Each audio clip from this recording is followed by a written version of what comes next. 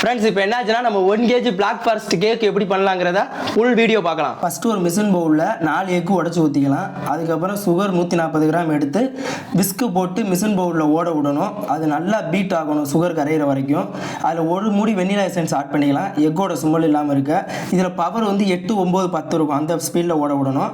அதுக்கப்புறம் 85 gram flare, 40 gram cocoa powder, 10 gram milk powder, 7 gram cake gel, 63 gram oil. இதான் recipe. எக்கும் சுகரும் நல்லா beat ஆனோடனே அடுத்த இன்க்ரீடியன்ஸ் எல்லாத்தையும் ஆட் பண்ணிடலாம். ஆட் பண்ணிவிட்டு ஸ்பீடாக ஓட விடணும். கடைசியாக ஆயில் ஊற்றி 1 செகண்ட் ஓட விட்டு அப்படியே ஆஃப் பண்ணி மோல்டில் போட்டு பேக் பண்ணிடணும். மோல்டில் பட்டர் சீட்டு போட்டுக்கணும். 30 நிமிஷம் 180 டிகிரியில் பேக் பண்ணணும். அடுத்து சுகர் சிரப்பை ரெடி பண்ணுறதுக்கு 150 கிராம் வாட்ரு, 150 கிராம் சுகரு நல்லா வார்ம் பண்ணி சில் பண்ணி ஃப்ரீசரில் வச்சு எடுத்துகிட்டு அது நல்லா கூலிங்காக இருக்கும். அடுத்து கேக் ஐசிங் பண்ணுறதுக்கு 300 கிராம் விப்பிங் கிரீம் எடுத்து அதை நல்லா பீட் பண்ணி பீக் கன்சிஸ்டன்சி வரணும். அந்த கன்சிஸ்டன்சி வர வரைக்கும் நல்லா பீட் பண்ணி எடுத்து கேக் ஐசிங் டெக்கரேட்டிங் அது பண்ணுறதுக்காண்டி யூஸ் பண்ணுவாங்க.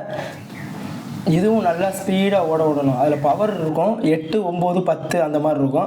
அந்த ஸ்பீடில் நல்லா ஓட விட்டோம்னா நல்லா ரைஸ் ஆகும். அதுக்கப்புறம் நல்லா நமக்கு ஏற்ற கன்சிஸ்டன்சி கரெக்டாக வரும்.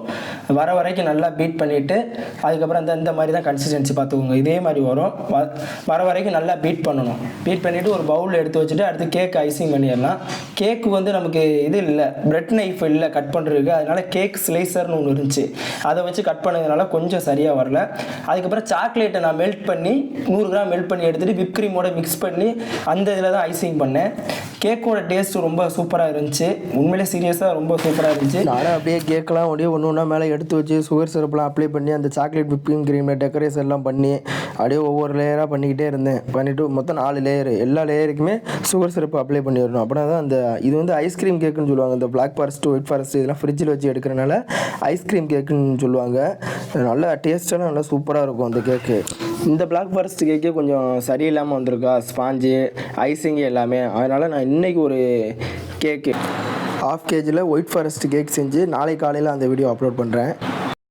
பாருங்கள், பார்த்துட்டு எப்படி இருக்குன்னு கமெண்ட் பண்ணுங்கள். உங்களுக்கும் ஏதாச்சும் தெரிஞ்சிருந்தால் எனக்கு சொல்லுங்கள். முடிஞ்ச வரைக்கும் எனக்கு தெரிஞ்ச விஷயங்களை மட்டும்தான், நான் கற்றுக்கிட்ட விஷயங்களை மட்டும்தான் உங்களுக்கும் சொல்லித்தரேன். இதில் ஒன்றும் பொய் அந்த மாதிரிலாம் எதுவுமே கிடையாது. ரியலாக நம்ம லைஃப்பில் என்ன நடக்குதோ அதை அப்படியே எடுத்து அப்லோட் பண்ணிக்கிட்டு இருக்கோம். அவ்வளோதான். ஒரு வழியாக கேக் டெக்கரேட்லாம் முடிச்சு ஃபைனல் அவுட்பிட் இப்படி தான் இருந்துச்சு. நல்லா சூப்பராக இருந்துச்சு பார்க்குறதுக்கு.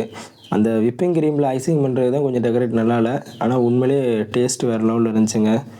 இந்த மாதிரி தான் இருந்துச்சு பிளாக் ஃபாரஸ்ட் கேக்கு.